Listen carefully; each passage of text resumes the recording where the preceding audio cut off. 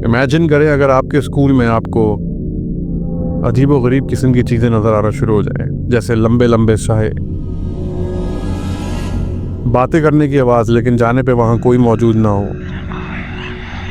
दीवारों पे खून की छींटे और जानवर नुमा शक्ल में अजीबोगरीब किस्म की एंटिटीज़। ऐसा ही स्कूल है जो शाह फैसल कॉलोनी में है। आज की जो हमारी स्टोरी है वो गुलाम रसूल साहब ने भेजी है और उसमें उन्होंने बताया अपनी छोटी बहन के साथ होने वाला वाक़या और साथ साथ एक लड़के के साथ होने वाला वाक़या। कहानी सुनने के बाद एक एहसास हुआ कि अगर आपके स्कूल में ही ऐसी एंटिटीज़ बसेरा कर लें तो फिर उसके क्या असरात आप पे हो सकते हैं।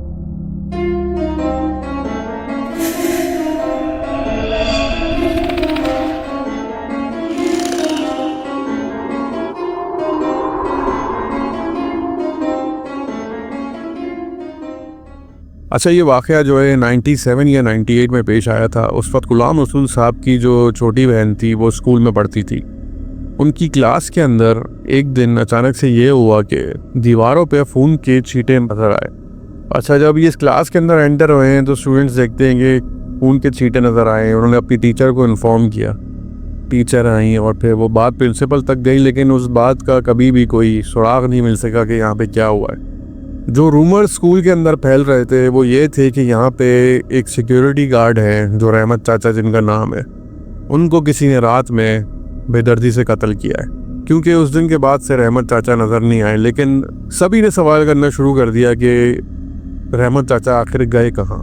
तो उसके सवाल के जवाब में ये मिला कि रहमत चाचा अपने गांव चले गए हैं, क्योंकि वो वहाँ पूरी रात की ड्यूटी करते थे। सुबह तकरीबन 10-11 बजे तक वहाँ होते थे, तो स्कूल के बच्चे भी उनसे काफ़ी मायूस हो गए थे। फिर गुलाम रसूल साहब बताते हैं कि एक दिन उनकी जो छोटी बहन थी जिसका नाम मैरीन था, उसकी एक दोस्त वॉशरूम की तरफ जाती है और वहाँ पे जो देखती है वो देख के दंग रह जाती है। ज़ोर से चीखों की आवाज़ आना शुरू हो जाती है। जब वहाँ का स्टाफ उस वॉशरूम में पहुँचता है तो बच्ची जो होती है वो निढाल हो चुकी होती है, खौफ उस पर तारी हो चुका होता है, रो रही होती है ज़ारों कतार। टीचर उसको चुप कराते हैं, वहाँ से लेके जाते हैं, उसको पानी वानी पिलाते हैं और बैठाते हैं प्रिंसिपल के ऑफिस में। तो पूछते हैं कि तुम्हारे साथ क्या हुआ है। तो वो बताती है कि उसको यहाँ पे बहुत ही लंबा इंसान नज़र आया जिसका सर एक छिपकली नुमा चीज़ का था और धड़ इंसानों जैसा था। वो जैसे ही इसके करीब आने लगा तो बच्ची ज़ोर से रो पड़ी। अच्छा, ये सब दिन के टाइम हो रहा था। उसके बाद एक दिन ये हुआ कि ब्रेक के दौरान इनकी एक दीवार थी ग्राउंड की जहाँ पे एक दरार पड़ी हुई थी। अक्सर बच्चे उस दरार के अंदर पैसे फेंक देते थे या टॉफ़ी के रैपर्स फेंक देते थे। अब वो दरार इतनी ही थी कि किसी का हाथ भी वहाँ तक पहुँचता नहीं था। आप दूर से ही वहाँ फेंक सकते थे कुछ, और वंस वहाँ पे कोई चीज़ चली जाए तो आप हाथ डाल के वहाँ पे वो चीज़ नहीं निकाल सकते थे। तो हुआ यूं कि एक बकरी की आवाज़ आना शुरू हुई। अब ब्रेक ख़त्म होने लगी थी। मैरीन और उसकी दोस्त वहाँ पे रुके हुए थे। तो मैरीन देखती है कि वो दरार जो है वो बड़ी है और उस दरार के अंदर एक बकरी का बच्चा फंसा हुआ है।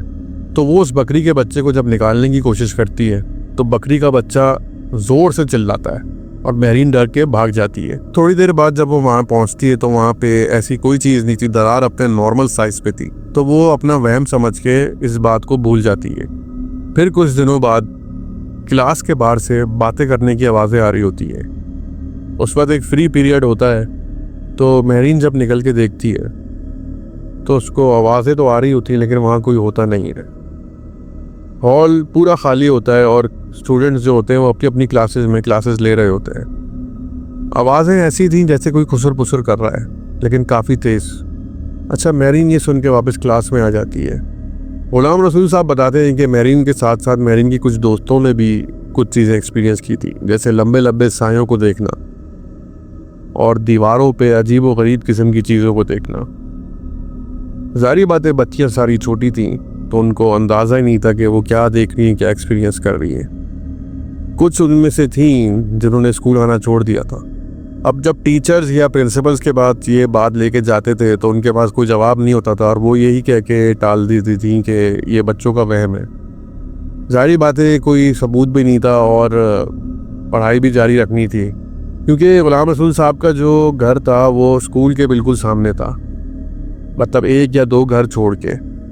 महरीन ने भी वहीं पे शुरू से पढ़ा था और वो लोग ये चाहते भी नहीं थे कि वो स्कूल से छुड़वाएं और कहीं और उसको एडमिशन दिलवाएं। फिर एक तो इसकी सारी दोस्तें वहाँ मौजूद थी, प्लस ये कि जो इलाका था वो भी उनका अपना था, तो उसमें एक सेफ्टी और सिक्योरिटी का जो कंसर्न था वो भी नहीं था।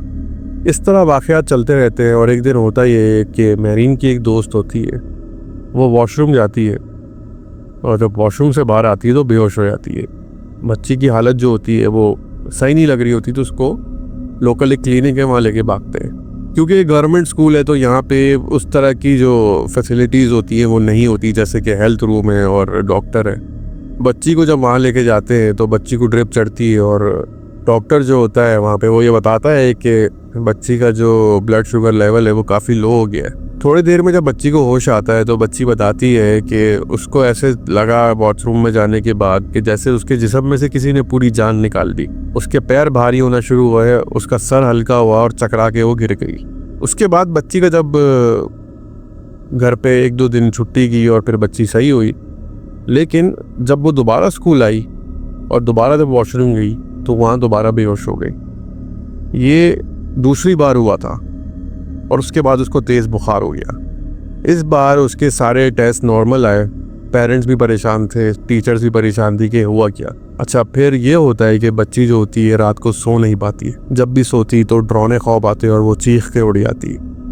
वो बताती है कि उसको बाथरूम में जाने के बाद कुछ साए नज़र आए थे जिनसे वो डर गई थी। साए थे लेकिन वहाँ कोई मौजूद नहीं था जिसकी वजह से वो साए हों।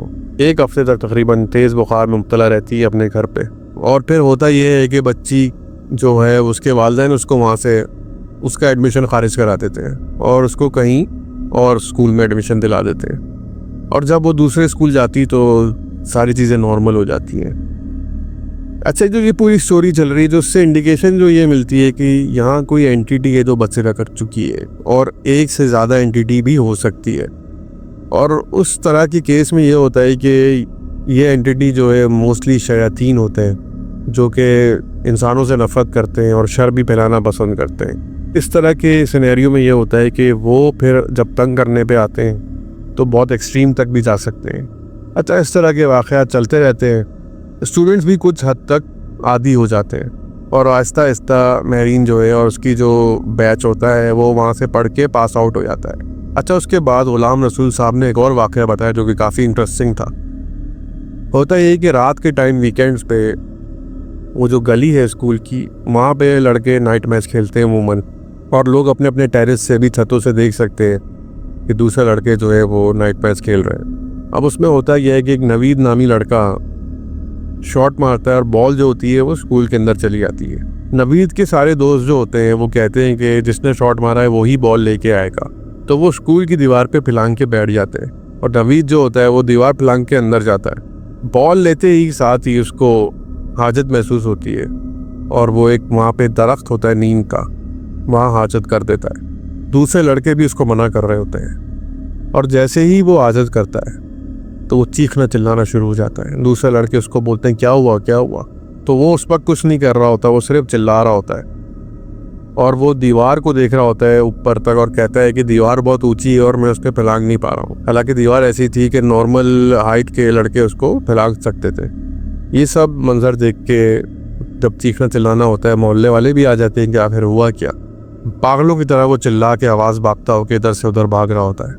फिर जो उसके दोस्त होते हैं वो कूदते हैं, उसको वहाँ से बाहर लेके आते हैं, उसको पानी वानी पिलाते हैं और उसके कुछ देर बाद वो बेहोश हो जाता है, तेज़ बुखार में मुब्तला होता है। उसने आज तक अपने बड़े भाई के अलावा किसी को नहीं बताया कि वहाँ पे हुआ क्या था। और उस बड़े भाई ने बाद में गुलाम रसूल साहब को बताया कि जब वो हाजत कर रहा था तो उसको एक अजीब व गरीब किस्म की शक्ल की एक औरत नज़र आई जो कि दरख्त के पीछे से भागती हुई उसकी तरफ आई। नवीद ने गलती ये की थी कि वहाँ पे हाजत जब की उसने तो उसको अंदाज़ा नहीं था कि वहाँ पे जो एंटिटीज़ बसेरा करती हैं वो इस बात से नाराज़ हो जाएंगी। तो वो एक औरत के रूप में आती है, बहुत ही खौफनाक किस्म की, जिसको देख के नवीद चीखने चिल्लाना शुरू हो जाता है और डर जाता है। और उसके बाद बताता है कि वो दीवार जब फैलांगने की कोशिश करता है कि दीवार इतनी उसको बड़ी लग रही होती है तो वो ये देख के ही दंग रह जाता है कि मैं इस दीवार पे कैसे चढ़ूंगा। नवीद की हालत जो थी वो ऐसी थी कि बुखार सही होने के बाद काफ़ी अरसे तक वो अपने घर से नहीं निकला। उसकी ज़िंदगी बिल्कुल रुक गई थी, ना वो स्कूल जाता ना वो घर से बाहर निकलता। पूरे टाइम अपने कमरे में बंद रहता और कमरे में उसके साथ उसके बड़े भाई होते थे और वो बिल्कुल उनका साथ नहीं छोड़ता, उनका हाथ पकड़ के बैठा रहता। ये कैफियत उसकी काफ़ी अरसे चलती है और उसमें फिर वो कुछ अच्छे मज़हबी लोग जो होते हैं वो आके उसकी रहनुमाई करते हैं और आहिस्ता आहिस्ता आहिस्ता वो इस चीज़ से बाहर निकलता है। क्योंकि नवीद का घर भी वहाँ था तो उसके बाद उसने उस गली का रुख भी करना छोड़ दिया था। बहुत चुप सा हो गया था, खामोश सा हो गया था। तो इस हद तक जब उसकी कंडीशन उसके घर वालों ने देखी तो उसके घर वालों ने उसकी काफ़ी काउंसलिंग की। गुलाम रसूल बताते हैं कि नवीद अब आयरलैंड में अच्छी जॉब कर रहा है और पढ़ाई वढ़ाई कर चुका है, फैमिली भी उसकी, और उसके घर वाले भी यहाँ से घर छोड़ चुके हैं। देखें कुछ जगहों पे, चाहे वो स्कूल हो या घर हो, वहाँ पे कुछ एंटिटीज़ हैं जिसका हमारे मज़हब में भी जिक्र है, वो बसेरा कर लेती हैं। काफ़ी मुश्किल होता है कि आपका कोई घर है या आपका स्कूल है, वहाँ पे इस तरह की चीज़ें हो रही हैं और उसके साथ साथ आपको नॉर्मल ज़िंदगी भी गुजारनी है। लेकिन मजबूरी का नाम शुक्रिया होता है। कुछ लोगों की मजबूरी होती है कि वहाँ पे रहें। अब कोई अपना घर नहीं छोड़ सकता, इस तरह कोई अपना स्कूल भी नहीं छोड़ सकता।